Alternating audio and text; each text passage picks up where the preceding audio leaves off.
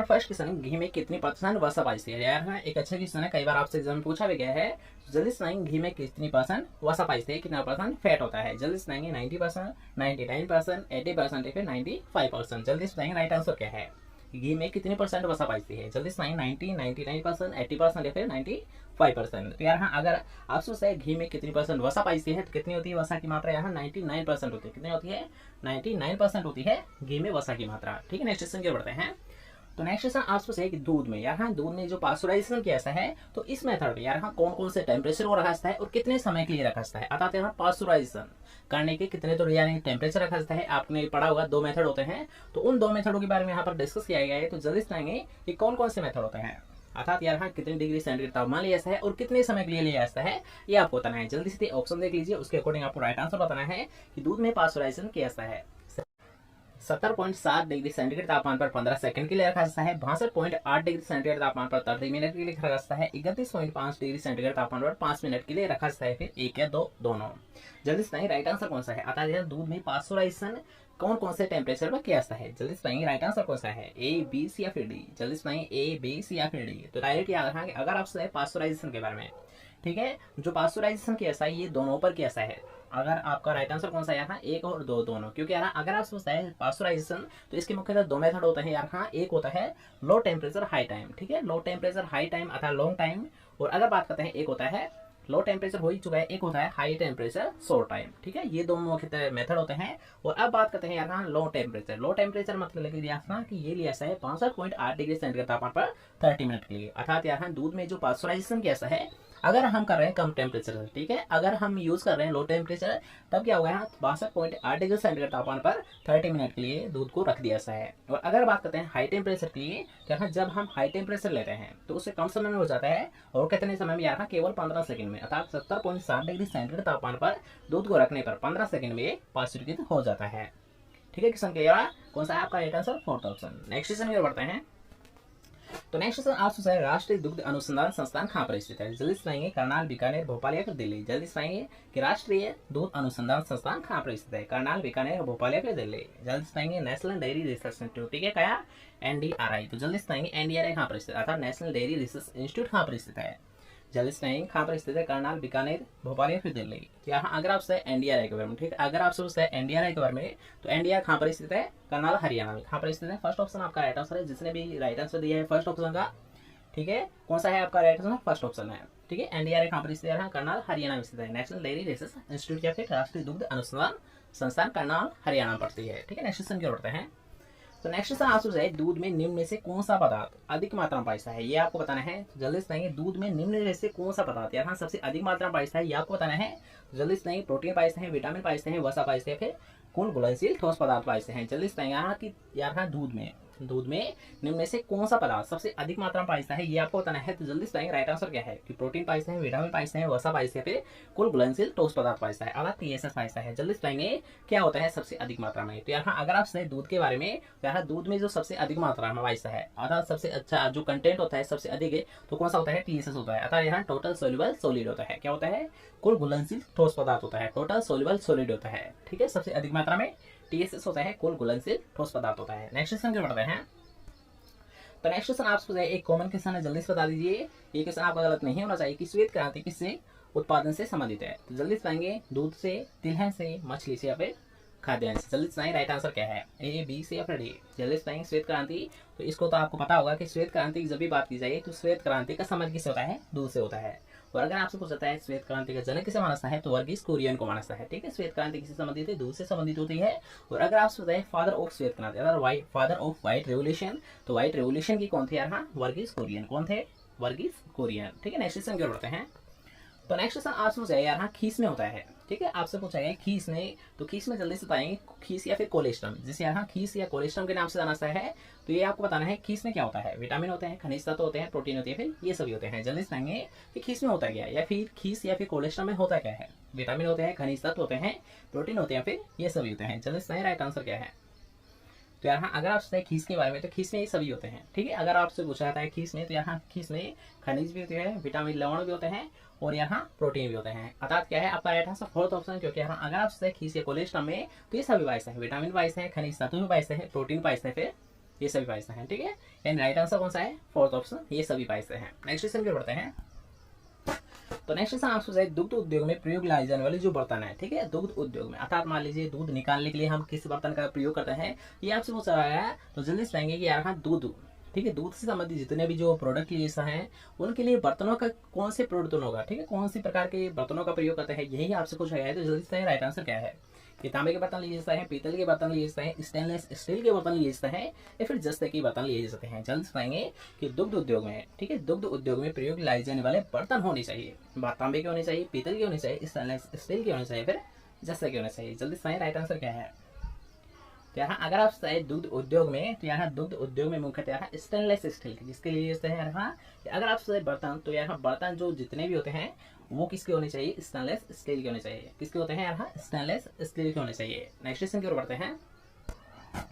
तो next question आपसे निम्न में से वसा का सर्वाधिक प्रतिशत होता है, ठीक है, यहाँ पर आपसे बताना है वसा का सबसे ज्यादा प्रतिशत किसमें पाइता है। तो जल्दी से पहले ऑप्शन देख लीजिए, उसके अकॉर्डिंग राइट आंसर बताइए कि दूध में सबसे ज्यादा फैट पाइती है, दही में पाइती है, मक्खन में होता है, फिर क्रीम होता है। जल्दी से यहाँ वसा की मात्रा, ठीक है, वसा की मात्रा सबसे ज्यादा किसमें होती है, दूध में होती है, दही में होती है, मक्खन में होती है, फिर क्रीम में होती है। जल्दी से आएंगे दूध में, निम्न में से कि वसा की सर्वाधिक मात्रा किसमें होती है, दूध में, दही में, मक्खन में, फिर क्रीम में। तो यहाँ अगर आप वसा के बारे में, फैट कंटेंट के बारे में, तो फैट कंटेंट सबसे ज्यादा किसमें पाइता है, मक्खन में पाइता है। किसमें होता है यहाँ, मक्खन में होता है। कौन सा राइट आंसर है, थर्ड ऑप्शन। नेक्स्ट क्वेश्चन बढ़ते हैं। तो नेक्स्ट क्वेश्चन आपसे बताया दूध में औसतन कितने % लैक्टोज होती है। यहाँ पर आपसे पूछा गया लैक्टोज के बारे में। तो जल्दी से बताएंगे कि लैक्टोज सबसे ज्यादा किसमें पाइती है, या फिर लैक्टोज का जो प्रतिशत होता है दूध में ये कितना होता है। जल्दी से 2.5% होता है, 3.5% होता है, 4.5% होता है, फिर 5.5% होता है। जल्दी से बताएंगे दूध में औसतन जो लैक्टोज है इसकी मात्रा कितनी होती है, ये कितने % पाइता है। जल्दी से बताएंगे कि लैक्टोज की मात्रा क्या होती है, 2.5%, 3.5%, 4.5% या फिर 5.5%। जल्दी से बताएंगे राइट आंसर क्या है, लैक्टोज की मात्रा कितनी होती है। तो यहाँ अगर आप सोचते हैं लैक्टोज के बारे में, तो लैक्टोज की मात्रा कितनी होती है, 4.5% होती है, अर्थात 4.5% होती है। कितनी होती है यहाँ अगर आपसे दूध में औसतन, तो यहाँ दूध में जो एवरेज होती है लैक्टोज की मात्रा ये कितनी होती है, 4.5% होती है, ठीक है। नेक्स्ट क्वेश्चन की ओर बढ़ते हैं। तो नेक्स्ट क्वेश्चन आपसे पूछे यहाँ सर्वाधिक प्रोटीन किस में पाइता है। पहले आप ऑप्शन को देख लीजिए, उसके अकॉर्डिंग आपको राइट आंसर बताना है। तो यहाँ सर्वाधिक से ज्यादा जो प्रोटीन होती है, सबसे ज्यादा जो प्रोटीन कंटेंट पाइता है ये किसमें देखने को मिलता है, किसमें देखने को मिलता है, दूध में देखने को मिलता है, दही में देखने को मिलता है, फिर घी में देखने को मिलता है। जल्दी से पाएंगे कि सर्वाधिक प्रोटीन कंटेंट सबसे ज्यादा किस में पाइता है, किस में पाइता है, दूध में पाइता है, दही में पाइता है, घी में पाइता है। जल्दी से पाएंगे राइट आंसर क्या है। पहले ऑप्शन देख लीजिए, खीस में, दूध में, दही में, फिर घी में। जल्दी से पाएंगे कि सबसे ज्यादा यहाँ प्रोटीन किस में पाइती है। तो किस में होती है, अगर आप पूछा जाता है सर्वाधिक ज्यादा प्रोटीन तो पाइती है खीस में। किसमें होती है यहाँ, खीस में होती है। फर्स्ट ऑप्शन आपका राइट आंसर है कि यहाँ सबसे ज्यादा प्रोटीन किसमें पाइती है, खीस में पाइती है। और अभी यहाँ पर एक क्वेश्चन आपके लिए छोड़ा जा रहा है, तो यहाँ खीस में कितनी % प्रोटीन होती है, ठीक है। अगर आपसे पूछ सकता है खीस में कितनी % प्रोटीन होती है, तो ये आपको कमेंट करना है, डायरेक्ट कमेंट करना है, ठीक है, डायरेक्ट कमेंट कर देना कि प्रोटीन कितनी होती है, इसका आपको राइट आंसर बताना है। ओके, नेक्स्ट क्वेश्चन पे बढ़ते हैं। तो नेक्स्ट क्वेश्चन आपसे पूछा है भारत में कुल दुग्ध उत्पादन में, यहाँ भारत में कुल दुग्ध उत्पादन में सर्वाधिक योगदान किसका है। गाय का होता है, भैंस का होता है, भेड़ का होता है, फिर बकरी का होता है। यहाँ पर आपसे पूछा है सबसे ज्यादा है यानी कौन सा पशु योगदान दिवाता है दुग्ध उत्पादन में। यहाँ कुल टोटल जो मिल्क प्रोडक्शन है तो उसमें सबसे ज्यादा योगदान किसके द्वारा दिया जाता है, ये आपको बताना है। जल्दी से आएंगे गाय, भैंस, भेड़ या फिर बकरी। जल्दी से आएंगे गाय, भैंस, भेड़ या बकरी। जल्दी से आएंगे राइट आंसर कौन सा है। तो यहाँ अगर आपसे पूछता है गाय, ठीक है, यानी अगर आपसे पूछता है भारत में कुल दुग्ध उत्पादन में सर्वाधिक योगदान तो किसका होता है, यहाँ सबसे ज्यादा जो महत्वपूर्ण रोल निभाता है ये होता है यहाँ भैंस का होता है। किसका होता है, भैंस का होता है। और अगर आप सोचते हैं कितना % योगदान, तो यहाँ 52%, ठीक है, जितना भी जो टोटल मिल्क प्रोडक्शन है उसका यहाँ 52%, ठीक है, 52% हिस्सा किसका होता है, भैंस का ही होता है। कितना होता है यहाँ, 52% हिस्सा किसका होता है, भैंस का होता है टोटल मिल्क प्रोडक्शन में, ठीक है। क्वेश्चन क्लियर हुआ। टोटल जो मिल्क प्रोडक्शन था इंडिया का उसमें यहाँ 52% यहाँ योगदान किसके द्वारा निभाता है, भैंस के द्वारा निभाता है, ठीक है। नेक्स्ट क्वेश्चन क्या बढ़ते हैं। तो नेक्स्ट क्वेश्चन आपसे पूछा गया यहाँ कि भारत में प्रति व्यक्ति प्रतिदिन दूध उपलब्ध होता है, अर्थात जो मिल्क अवेलेबिलिटी होती है, ठीक है, प्रति व्यक्ति का अकॉर्डिंग आपको बतानी है मिल्क अवेलेबिलिटी कितनी होती है भारत में। तो जल्दी से बताएंगे 180 ग्राम होती है, 394 ग्राम होती है, 290 ग्राम होती है, फिर 222 ग्राम होती है। जल्दी से बताएंगे कि क्या है आपका राइट आंसर कि भारत में प्रति व्यक्ति प्रतिदिन दूध की उपलब्धता क्या होती है, मिल्क प्रोडक्टिविटी यानी जो मिल्क अवेलेबिलिटी कितनी होती है। जल्दी से बताएंगे कि मिल्क अवेलेबिलिटी कितनी होती है प्रति व्यक्ति प्रतिदिन। 180 ग्राम, 394 ग्राम, 290 ग्राम या फिर 222 ग्राम। जल्दी से बताएंगे राइट आंसर क्या है। यहाँ अगर आप भारत में प्रति व्यक्ति प्रतिदिन दूध की उपलब्धता तो ये कितनी होती है, ये होती है 394 ग्राम। ठीक है, अगर बात करते हैं लेटेस्ट डाटा के अकॉर्डिंग, तो लेटेस्ट जो डाटा है उसके अकॉर्डिंग राइट आंसर कौन सा है? प्रति व्यक्ति प्रतिदिन दूध की अवेलेबिलिटी कितनी है? 394 ग्राम। कितनी होती है? 394 ग्राम होती है। ठीक है, करंट डाटा के अकॉर्डिंग ये राइट आंसर है। तो यार हाँ कि अगर आपसे प्रति व्यक्ति प्रतिदिन दूध उपलब्ध है तो कितनी होती है? 394 ग्राम होती है। ठीक है, नेक्स्ट क्वेश्चन बढ़ते हैं। तो नेक्स्ट क्वेश्चन आपसे है दूध में औसतन वसा रहित ठोस पदार्थ, वसा रहित ठोस पदार्थ मान लीजिए जो SNF होता है। ठीक है, क्या होता है? वसा रहित ठोस पदार्थ, जिसे SNF के नाम से आंसर है। किस नाम से आंसर है? SNF मतलब सॉलिड नॉट फैट। क्या होता है? Solid not fat. ये आपको पता है तो जल्दी से बताएंगे क्या है? दूध में औसतन वसा रहित ठोस पदार्थ होते हैं, कितने % होती है ये आपको बताना है। तो जल्दी से बताएंगे SNF की मात्रा कितनी होती है? जल्दी से बताएंगे 2.5%, 3.5%, 4.5% या फिर 8.5%। जल्दी से बताएंगे कि दूध में औसतन वसा रहित ठोस पदार्थ कितने % होता है? 2.5%, 3.5%, 4.5% या फिर 8.5%। जल्दी से बताएंगे राइट आंसर क्या है? पहले ऑप्शन देख लीजिए, उसके अकॉर्डिंग राइट आंसर बताना है कि 2.5%, 3.5%, 4.5% या फिर 8.5%। जल्दी से बताएंगे कि दूध में औसतन वसा रहित ठोस पदार्थ कितना होता है? SNF कितना होता है? तो यार हाँ, अगर आप वसा रहित ठोस पदार्थ तो कितना होता है? सॉलिड नॉट फैट, ये होता है 8.5%। कौन सा है आपका राइट आंसर? 8.5% पैसा है। दूध में SNF की मात्रा कितनी होती है? 8.5% होती है। ठीक है, नेक्स्ट क्वेश्चन की ओर बढ़ते हैं।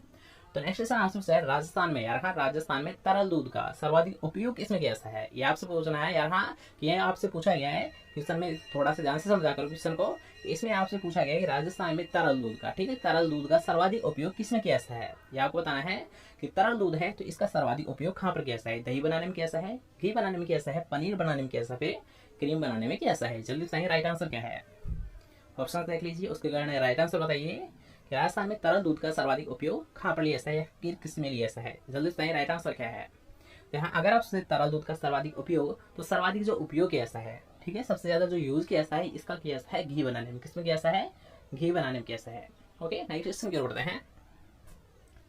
तो नेक्स्ट क्वेश्चन आपसे है दुग्ध उत्पादन में क्रांतिकारी योजना। अब यार हाँ, ये भी एक मोस्ट इंपोर्टेंट क्वेश्चन है, कई बार आपसे एग्जाम पूछा गया है कि क्रांतिकारी योजना, ठीक है, दूध उत्पादन में जो क्रांतिकारी योजना थी वो कौन सी योजना है ये आपको बताना है। ऑपरेशन फ्लड थी, ऑपरेशन व्हाइट थी, नीली क्रांति थी, फिर ऑपरेशन मिल्क थी। जल्दी से पाएंगे कि राइट आंसर क्या है कि यहाँ कौन सी क्रांतिकारी अवस्था चलाई गई थी दूध उत्पादन को बढ़ावा देने के लिए? जल्दी से पाएंगे कि कौन सी है वो क्रांतिकारी योजना? जल्दी से पाएंगे ऑपरेशन फ्लड होती है, ऑपरेशन व्हाइट होती है, नीली क्रांति होती है, फिर ऑपरेशन मिल्क होती है। जल्दी से पाएंगे राइट आंसर क्या है? जल्दी से बताइए। तो यहाँ अगर आपसे दूध उत्पादन में क्रांतिकारी योजना तो कौन सी थी? यहाँ ऑपरेशन फ्लड थी, जिसकी शुरुआत अगर आपसे पूछा जाता है शुरुआत, तो इसकी शुरुआत की गई थी 1970 में। एक और बात देख लीजिए, अगर आपसे यहाँ दूध उत्पादन को बढ़ावा देने के लिए कौन सी योजना चलाई गई थी तो किससे चलाया गया था? ऑपरेशन फ्लड योजना को चलाया गया था। और अगर बात करते हैं इसकी शुरुआत कब की गई थी ऑपरेशन फ्लड की, तो इसकी शुरुआत की गई थी 1970 में। कब की गई थी? 1970 में की गई थी। ठीक है, नेक्स्ट क्वेश्चन जो बढ़ते हैं। उससे पहले अगर आपको वीडियो पसंद आए तो वीडियो कर दीजिए एक लाइक। अगर चैनल को अभी तक सब्सक्राइब नहीं किया तो चैनल को सब्सक्राइब जरूर कर देना और पास के बेल आइकन जरूर दबा देना, जिससे जब भी हमारे को नई वीडियो अपलोड की जाए तो सबसे पहले आपको प्राप्त हो। ठीक है, चलो नेक्स्ट क्वेश्चन की बढ़ते हैं। तो नेक्स्ट क्वेश्चन आपसे पूछा है दूध की शर्करा क्या होती है? ठीक है, दूध की शर्करा कौन सी है ये आपको बताना है। फ्रक्टोज होती है, लैक्टोज होती है, ग्लूकोज होती है, फिर गैलेक्टोज होती है। जल्दी से पाएंगे कि दूध की शर्करा कौन सी होती है? फ्रक्टोज, लैक्टोज, ग्लूकोज या फिर गैलेक्टोज? जल्दी से पाएंगे राइट आंसर क्या है कि दूध की शर्करा कौन सी होती है? फ्रक्टोज होती है, लैक्टोज होती है, ग्लूकोज होती है, फिर गैलेक्टोज होती है। जल्दी से पाएंगे राइट आंसर क्या है? तो यहाँ अगर आपसे दूध की शर्करा तो कौन सी होती है, एक कॉमन क्वेश्चन है और एक मोस्ट इंपोर्टेंट क्वेश्चन भी है, कई बार आपसे एग्जाम में पूछा गया है। तो यहाँ अगर आपसे दूध की शर्करा तो कौन सी होती है? लैक्टोज शर्करा होती है। कौन सी होती है? लैक्टोज। ठीक है, नेक्स्ट क्वेश्चन की ओर हैं। तो नेक्स्ट क्वेश्चन आपसे दूध में सबसे अधिक मात्रा में, दूध में सबसे अधिक मात्रा में कौन सा कंटेंट पाया है, कौन सा पोषक तत्व पाया है ये आपको बताना है। जल्दी से आएंगे पोषक तत्व पाया है फिर विटामिन पाया है। सबसे पहले तो ये पता होना चाहिए विटामिन पाया है फिर पोषक तत्व पाया है। जल्दी से राइट आंसर कौन सा होगा कि दूध में सबसे अधिक मात्रा में क्या पाया है? कैल्शियम पाया है, विटामिन डी पाया है, फास्फोरस पाया है, विटामिन बी पाया है। जल्दी से सबसे अधिक मात्रा में कौन सा कंटेंट पाया है? Calcium, vitamin D, phosphorus, vitamin B. जल्दी से राइट आंसर क्या है? तो यहाँ अगर आपसे दूध में सबसे अधिक मात्रा में तो सबसे अधिक मात्रा में पाया है कैल्शियम। ठीक है, क्या पाया है? कैल्शियम पाया है। और अगर बात करते हैं कैल्शियम से कम, तो यहाँ कैल्शियम से कम होता है फास्फोरस की मात्रा। ठीक है, फास्फोरस और कैल्शियम में अगर आप कंफ्यूज होते हो तो डायरेक्ट आपको याद रखना है यहाँ कैल्शियम सबसे अधिक मात्रा में पाया है, उसके बाद में यहाँ फास्फोरस आ रहा है। ठीक है, सबसे पहले स्थान पर कौन है? कैल्शियम है, सबसे अधिक मात्रा में पाया है कैल्शियम, उसके बाद में होता है फास्फोरस। ठीक है, क्वेश्चन क्लियर हो? नेक्स्ट क्वेश्चन बढ़ते हैं। तो नेक्स्ट क्वेश्चन आपसे पूछा है दूध में, हाँ दूध में औसतन जो लैक्टिक अम्ल होता है, क्या पूछा गया है यहाँ पर आपसे पूछा है लैक्टिक अम्ल के बारे में। तो लैक्टिक अम्ल कितना होता है ये आपको बताना है। जल्दी से बताएंगे 0.2%, 1.2%, 0.5% या फिर 0.14% या फिर 0.01%। जल्दी से बताएंगे कि राइट आंसर क्या है कि दूध में औसतन लैक्टिक अम्ल कितना होता है, लैक्टिक अम्ल कितना होता है। जल्दी से बताएंगे 1.2%, 0.5%, 0.14% या फिर 0.01%। जल्दी से बताएंगे राइट आंसर क्या है कि लैक्टिक अम्ल कितना पाइसा है, 1.2%, 0.5%, 0.14% या फिर 0.05%। जल्दी से राइट आंसर क्या है। तो यहाँ अगर आप सुने लैक्टिक अम्ल के बारे में, तो लैक्टिक अम्ल कितना होता है 0.14% होता है। कितना होता है यहाँ राइट आंसर कौन सा है, थर्ड ऑप्शन।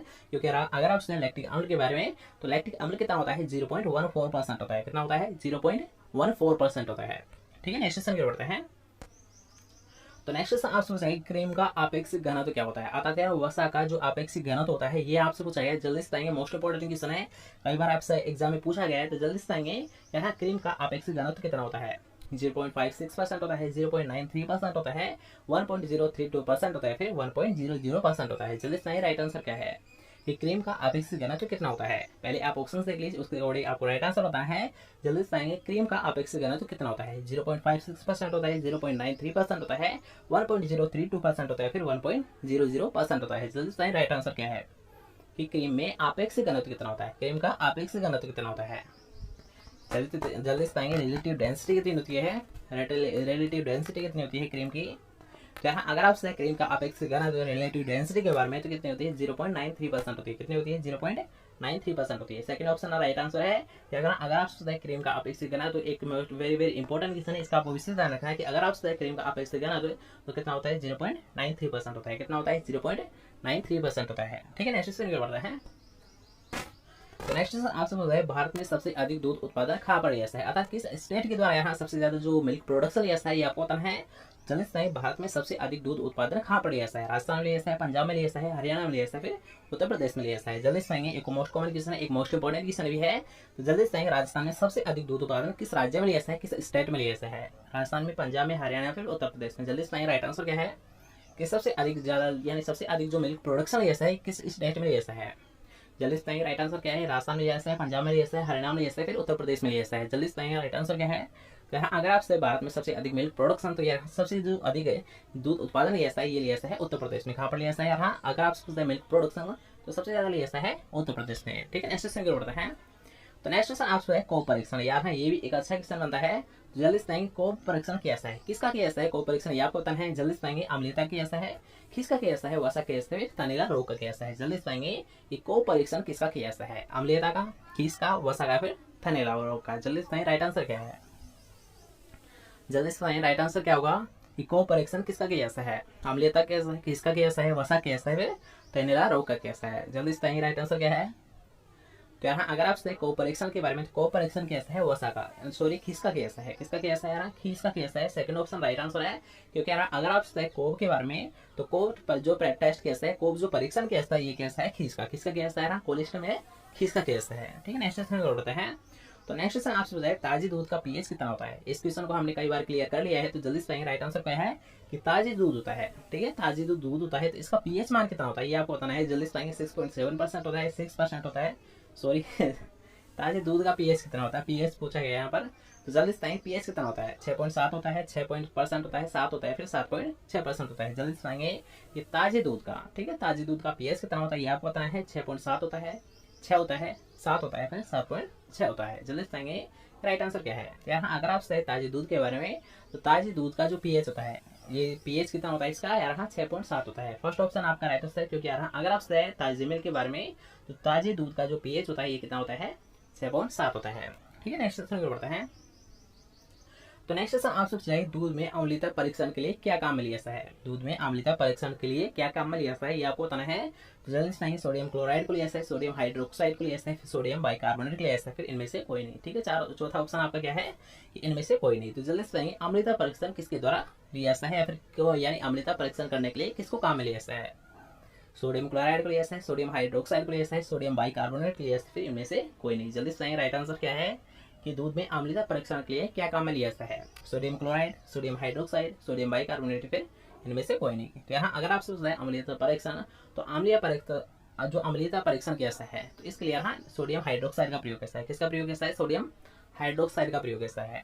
ठीक है, नेक्स्ट क्वेश्चन जो बढ़ते हैं, तो नेक्स्ट क्वेश्चन आपसे पूछा गया है कि शुद्ध दूध में, अब यहाँ थोड़ा सा ध्यान से समझना इस क्वेश्चन को, कि इसमें आपसे पूछा है शुद्ध दूध में, ठीक है, शुद्ध दूध में पानी मिलाने से आपेक्षिक घनत्व है, घट जाता है, बढ़ जाता है, पहले घटता है फिर बढ़ जाता है, पहले बढ़ता है फिर घट जाता है। जल्दी से राइट आंसर क्या है कि शुद्ध दूध में अगर मान लीजिए आप पानी मिलाया हो तो उससे आपेक्षिक घनत्व पर क्या प्रभाव पड़ता है, यही आपसे पूछा गया है। तो जल्दी बताएंगे, आपेक्षिक घनत्व घट जाता है, बढ़ जाता है, पहले बढ़ता है फिर घट जाता है, फिर पहले घट जाता है फिर बढ़ जाता है। जल्दी से राइट आंसर क्या है, पहले ऑप्शन देख लीजिए और सही क्वेश्चन को समझिए कि शुद्ध दूध में पानी मिलाने से, शुद्ध दूध में पानी मिलाने से आपेक्षिक घनत्व पर क्या प्रभाव पड़ता है। आपेक्षिक घनत्व बढ़ जाता है, घट जाता है, पहले बढ़ता है फिर घट जाता है, फिर पहले घटता है फिर बढ़ जाता है। जल्दी से राइट आंसर क्या है, तो यहाँ अगर आप बताए यानी पानी मिला दिया ऐसा है, ठीक है, अगर आप शुद्ध दूध में अगर पानी मिला देते हैं तो इससे आपेक्षिक घनत्व पर क्या प्रभाव पड़ता है। तो जो आपेक्षिक घनत्व होता है, ठीक है, जो आपेक्षिक घनत्व होता है, रिलेटिव डेंसिटी होती है, तो क्या होती है, इस पे इंक्रीज होती है अर्थात बढ़ जाती है। क्या होता है, अगर आपसे पूछता है शुद्ध दूध में पानी मिला दिया जाता है तब यहाँ आपेक्षिक घनत्व पर क्या प्रभाव पड़ता है, तो आपेक्षिक घनत्व यहाँ बढ़ जाता है, इंक्रीज हो जाता है। कौन सा है राइट आंसर, सेकंड ऑप्शन। अगर आपसे पूछते हैं आपेक्षिक घनत्व तो यह क्या होता है, यहाँ बढ़ जाता है, क्या होता है, ये बढ़ जाता है। ठीक है, नेक्स्ट क्वेश्चन क्या बढ़ते हैं, तो नेक्स्ट क्वेश्चन आंसर है वसा परीक्षण किस सिद्धांत पर कार्य करता है। ठीक है, यहाँ पर आपको पूछा गया प्रिंसिपल के बारे में, तो जल्दी से वसा परीक्षण किस सिद्धांत पर कैसा है, केंद्रीय बल पर, बलवन सिद्धांत पर, अपकेंद्रीय बल सिद्धांत पर, फिर दोलन के सिद्धांत पर। जल्दी से राइट आंसर क्या है कि वसा परीक्षण किस सिद्धांत पर कैसा है, केंद्रीय बल पर, बलवन सिद्धांत पर, अपकेंद्रीय बल सिद्धांत पर, फिर दोलन के सिद्धांत पर। जल्दी से राइट आंसर क्या है, तो यहाँ अगर आप सोचते हैं वसा परीक्षण का सिद्धांत, तो यहाँ कौन से सिद्धांत पर कार्य करता है, किस प्रिंसिपल पर कार्य करता है वसा परीक्षण, तो ये करता है अपकेंद्रीय बल सिद्धांत पर। कौन से करता है यहाँ, जो सेंट्रीफ्यूगल सिद्धांत होता है तो इसी पर, अर्थात दोबारा से देख लीजिए कि वसा परीक्षण किस सिद्धांत पर कार्य करता है, अपकेंद्रीय बल सिद्धांत पर करता है। किस पर करता है, अपकेंद्रीय बल सिद्धांत पर कार्य करता है। ठीक है, नेक्स्ट क्वेश्चन क्या बढ़ते हैं, तो नेक्स्ट क्वेश्चन आपसे पूछा गया है दूध का निर्जमीकरण। ठीक है, एक वर्ड को जरूर ध्यान रखें, निर्जमीकरण यहाँ पर आपसे पूछा गया है। तो जल्दी से राइट आंसर क्या है कि दूध का निर्जमीकरण हेतु 30 मिनट तक, यहाँ 30 मिनट आपको टाइम दिया गया है स्पेशली। तो यहाँ पर आपसे जो है दूध का निर्जमीकरण हेतु 30 मिनट के लिए कितने तापमान पर रखा जाता है, अर्थात यहाँ जो मिल्क को आप कितने टेम्परेचर पर रखोगे 30 मिनट के लिए, ये आपको बता रहे हैं। जल्दी से कि अगर आपको मान लीजिए दूध का निर्जमीकरण करना है तो आप यहाँ कितने टेम्परेचर पर रखोगे 30 मिनट के लिए दूध को, जिससे कि वो निर्जमीकृत हो जाए। जल्दी से पाएंगे ऑप्शन पहले आप देख लीजिए, 62.8 डिग्री सेंटीग्रेड तापमान पर, 98.3 डिग्री सेंटीग्रेड तापमान पर, 112.2 डिग्री सेंटीग्रेड तापमान पर, फिर 145 डिग्री सेंटीग्रेड तापमान पर। जल्दी से राइट आंसर क्या है कि आप दूध को 30 मिनट तक कितने टेम्परेचर पर रखोगे जिससे कि दूध निर्जमीकृत हो जाए। 62 डिग्री सेंटीग्रेड तापमान पर, 98 डिग्री सेंटीग्रेड तापमान पर, 112 डिग्री सेंटीग्रेड तापमान पर, फिर 145 डिग्री सेंटीग्रेड तापमान पर। जल्दी से राइट आंसर क्या है,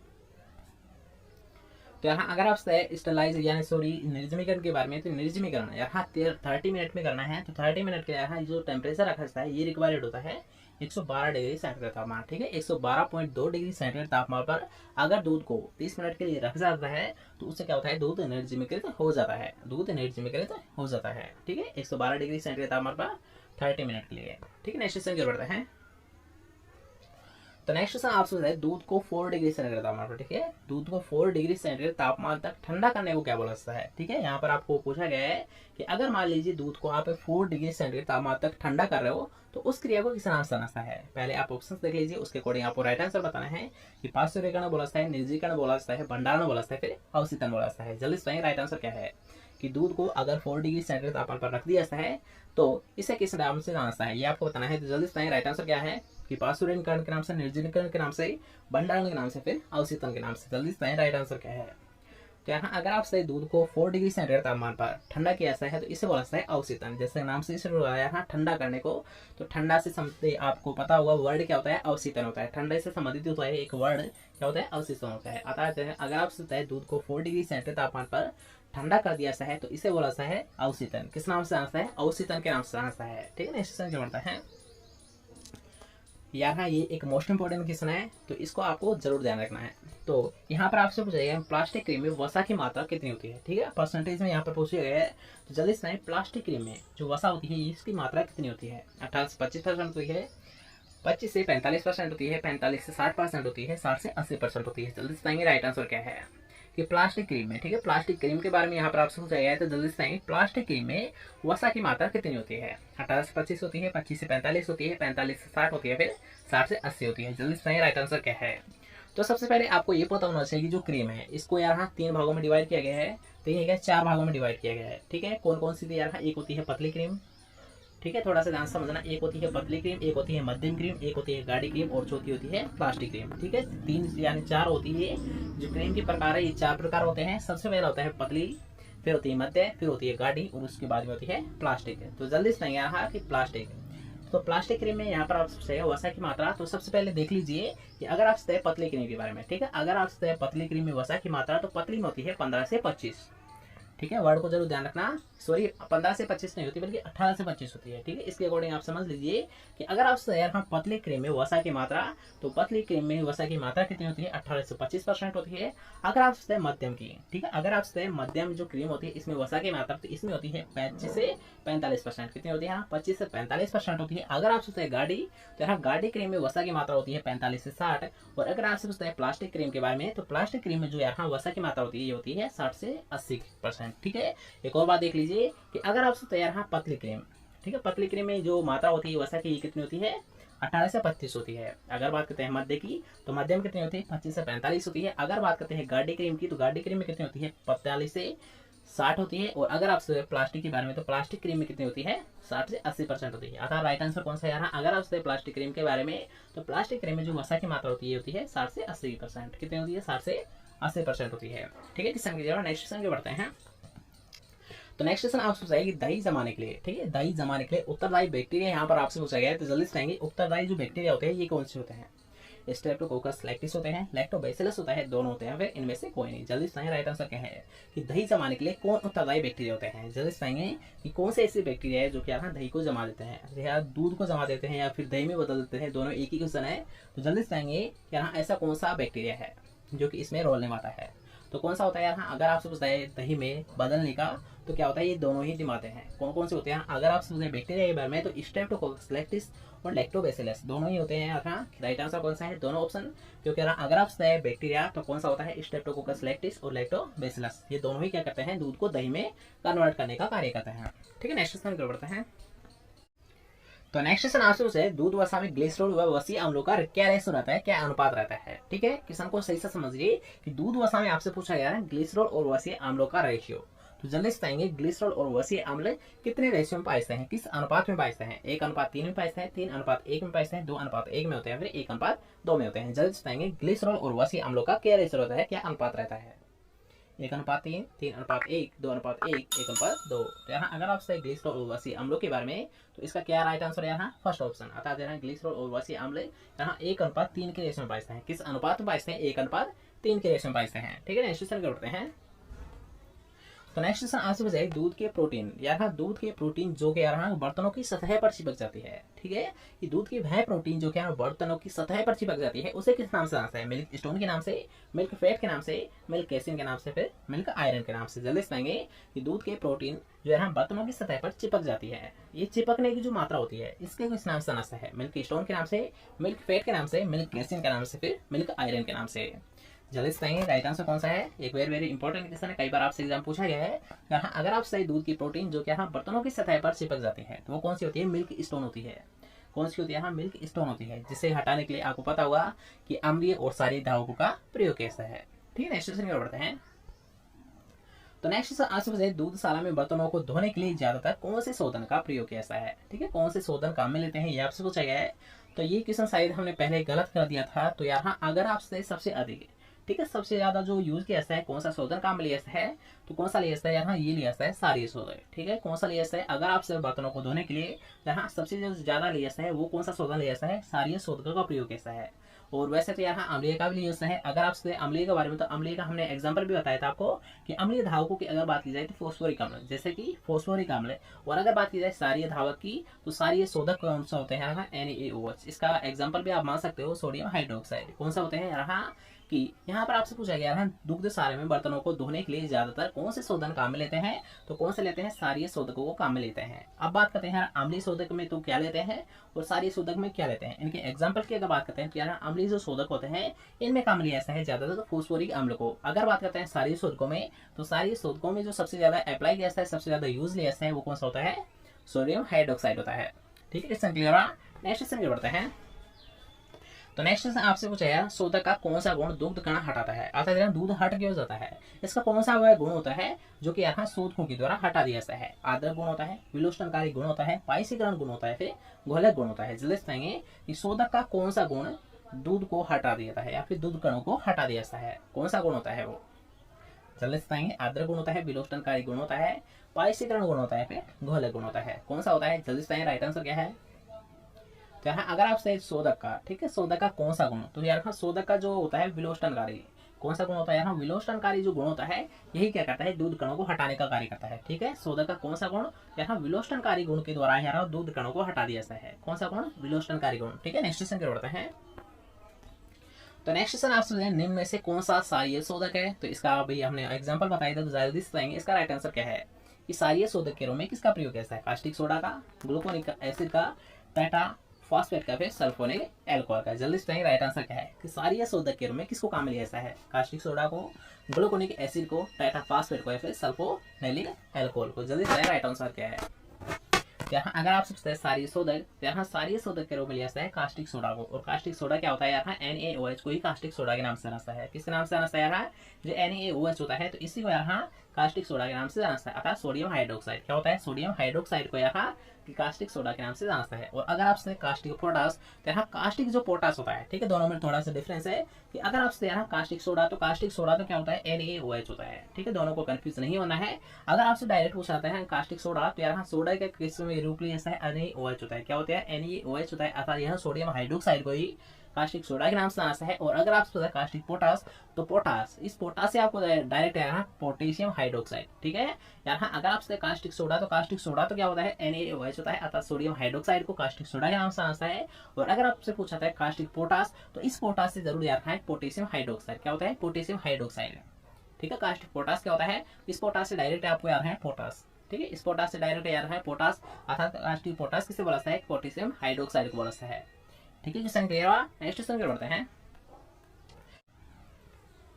तो नेक्स्ट क्वेश्चन आपसे पूछेगा राजस्थान में प्रति व्यक्ति दूध की उपलब्धता क्या होती है। ठीक है, यहाँ पर आपसे पूछा राजस्थान के लिए, तो राजस्थान के लिए कितनी होती है प्रति व्यक्ति दूध की उपलब्धता, ये आपको बताना है। जल्दी से 250 ग्राम होती है, 539 ग्राम होती है, 450 ग्राम होती है, फिर 870 ग्राम होती है। जल्दी से राइट आंसर क्या है कि राजस्थान में प्रति व्यक्ति दूध की उपलब्धता क्या होती है। 250 ग्राम होती है, 539 ग्राम होती है, 450 ग्राम होती है, फिर 870 ग्राम होती है। जल्दी से राइट आंसर क्या है। तो यहाँ अगर आप राजस्थान के लिए, तो राजस्थान में कितनी होती है यहाँ प्रति व्यक्ति प्रतिदिन दूध की उपलब्धता की होती है 870 ग्राम। कितनी होती है, 870 ग्राम होती है। ठीक है, नेक्स्ट क्वेश्चन में बढ़ते हैं। तो नेक्स्ट क्वेश्चन आपसे पूछा गया है कि दूध का आपेक्षिक घनत्व, अर्थात यहाँ जो दूध की जो रिलेटिव डेंसिटी है, इसको किसके द्वारा मेजर किया जाता है, किसके द्वारा ज्ञात किया जाता है। जल्दी से लैक्टोमीटर के द्वारा, हाइड्रोमीटर के द्वारा, टेंसियोमीटर के द्वारा, फिर सोलोमीटर के द्वारा। जल्दी से राइट आंसर क्या है कि दूध का आपेक्षिक घनत्व किससे ज्ञात किया जाता है, लैक्टोमीटर से, हाइड्रोमीटर से, टेंसियोमीटर से, फिर सोलोमीटर से। चलिए इसमें राइट आंसर क्या है। तो यहाँ अगर आप दूध का आपेक्षिक घनत्व, तो रिलेटिव डेंसिटी, तो यहाँ रिलेटिव डेंसिटी को ज्ञात किया जाता है लैक्टोमीटर से। किससे ज्ञात किया जाता है, यहाँ लैक्टोमीटर से ऐसा है। और अगर आप लैक्टोमीटर की रीडिंग्स, तो यहाँ लैक्टोमीटर की जो रीडिंग्स होती है, इससे भी मोस्ट इंपॉर्टेंट क्वेश्चन बनता है। तो यहाँ अगर आप लैक्टोमीटर की रीडिंग्स, तो लैक्टोमीटर की जो रीडिंग्स है ये होती है 0 से 40। कितनी होती है ना, 0 से 40 होती है। कितनी होती है, 0 से 40 होती है। ठीक है, नेक्स्ट क्वेश्चन की ओर बढ़ते हैं। तो नेक्स्ट क्वेश्चन आपसे पूछा है दूध की एक कार्बोहाइड्रेट को कहते हैं, यार यहाँ कार्बोहाइड्रेट को किस नाम से जाना है, ये आपसे पूछा है। तो जल्दी से दूध की एक कार्बोहाइड्रेट को क्या कहते हैं, माल्टोज, फ्रक्टोज, सुक्रोज या फिर लैक्टोज। जल्दी से कि कार्बोहाइड्रेट को किस नाम से जाना है, माल्टोज के नाम से, फ्रक्टोज के नाम से, सुक्रोज के नाम से, फिर लैक्टोज के नाम से। जल्दी से राइट आंसर क्या है कि दूध की एक कार्बोहाइड्रेट को किस नाम से जाना है या फिर क्या कहते हैं, माल्टोज, फ्रक्टोज, सुक्रोज या फिर लैक्टोज। तो यहाँ अगर आपसे पूछते हैं कार्बोहाइड्रेट के बारे में, तो दूध की जो कार्बोहाइड्रेट होती है, ठीक है, दूध की जो कार्बोहाइड्रेट होती है, इसे लैक्टोज के नाम से जाना है। किस नाम से जाना है, लैक्टोज के नाम से। ठीक है, नेक्स्ट क्वेश्चन बढ़ते हैं।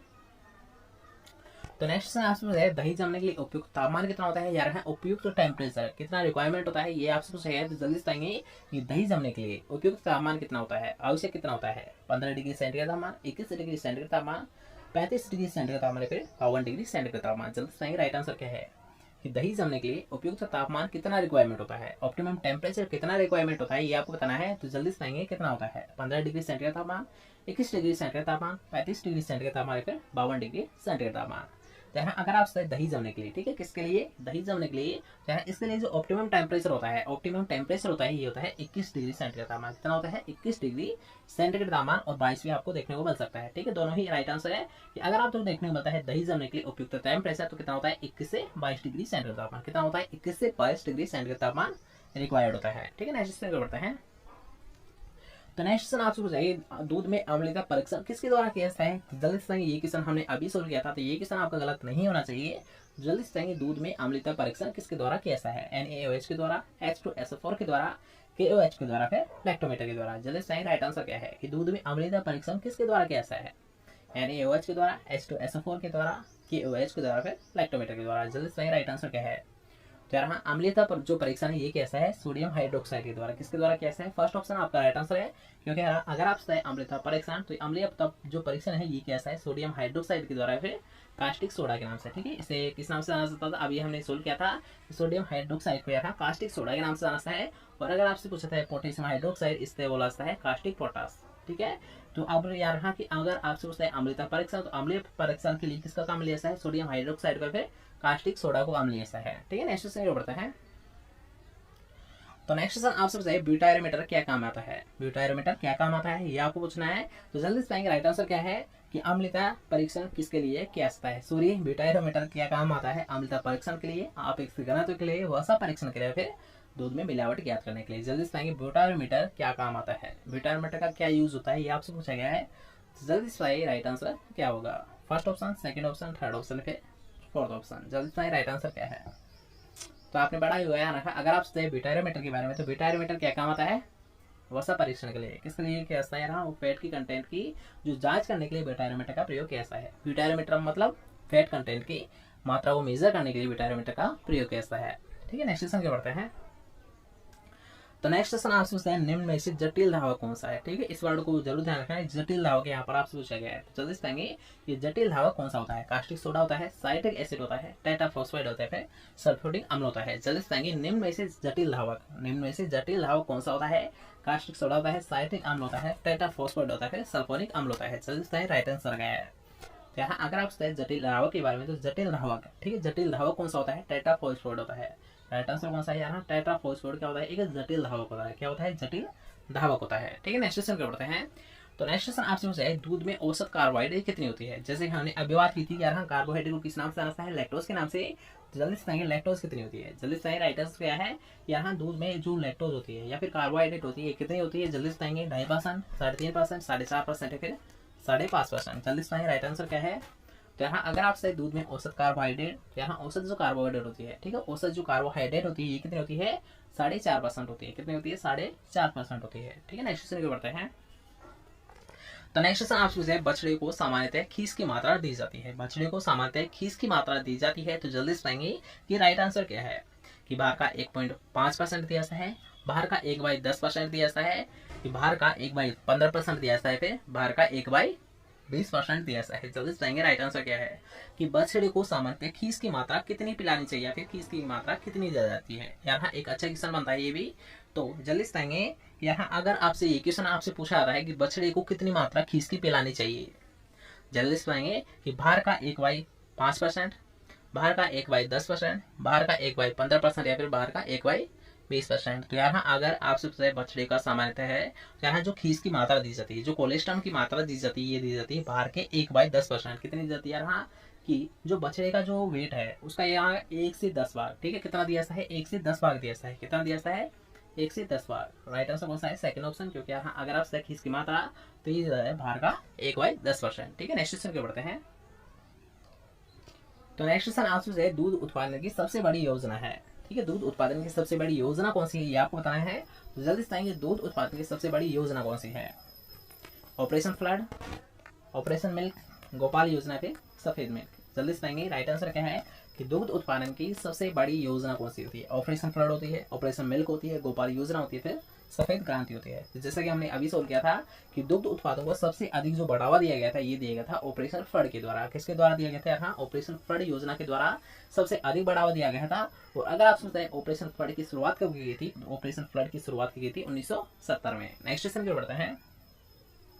तो नेक्स्ट क्वेश्चन आपसे पूछा गया है रखना कि भारत में दुग्ध उत्पादन कितना होता है। ठीक है, भारत में दुग्ध उत्पादन कितना होता है यहाँ पर पूछा गया है। जल्दी से 100 million ton, 132 million ton, 165 million ton या फिर 195 मिलियन टन। ठीक है, यहाँ पर आपको सन भी दे रखी है कि 2019 से 20 के मध्य आपको बताना है कि भारत में जो मिल्क प्रोडक्शन है, ठीक है, दुग्ध उत्पादन है, ये कितना ले जैसा है?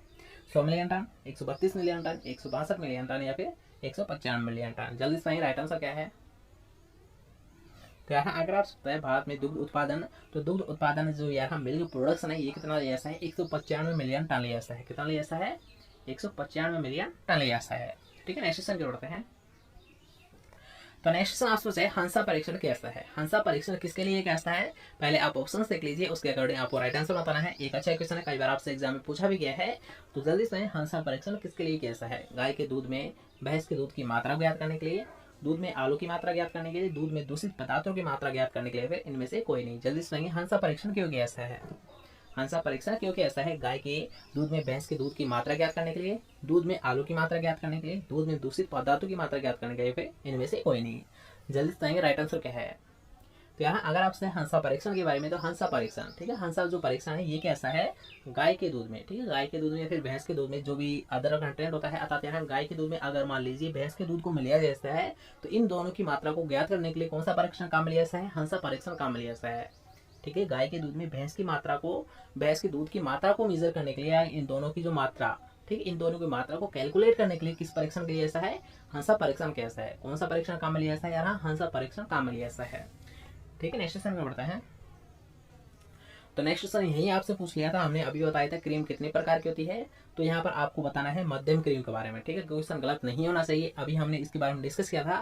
तो जल्दी से आएंगे, मध्यम क्रीम में वसा की मात्रा कितनी होती है? 18 से 25%, 25 से 45%, 45 से 50% या फिर 60 से 80%। जल्दी से राइट आंसर क्या है?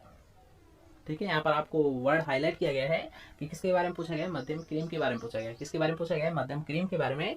जल्दी से मध्य क्रीम में वसा की मात्रा कितनी होती है? 18 से 25%, 25 से 45%, 45 से 50% या फिर 60 से 80%। जल्दी से राइट आंसर क्या है?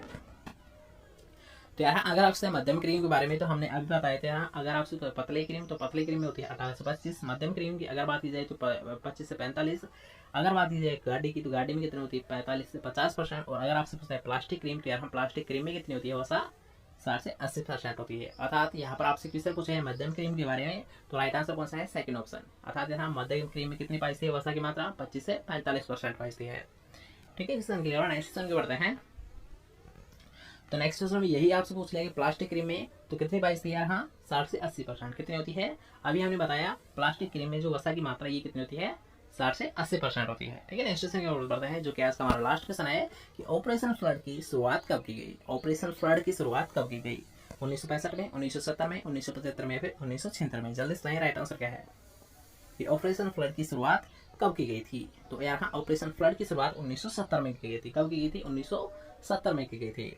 ठीक है, और अगर बात की जाए ऑपरेशन फ्लड का जो फादर, या फिर आपसे पूछ सकता है यानी व्हाइट रेवोल्यूशन। ठीक है, अगर आपसे पूछता है व्हाइट रेवोल्यूशन या फिर आपसे पूछता है ऑपरेशन फ्लड, तो इन दोनों को ही किसके द्वारा चलाया गया था? वर्गीस कुरियन के द्वारा ही चलाया गया था।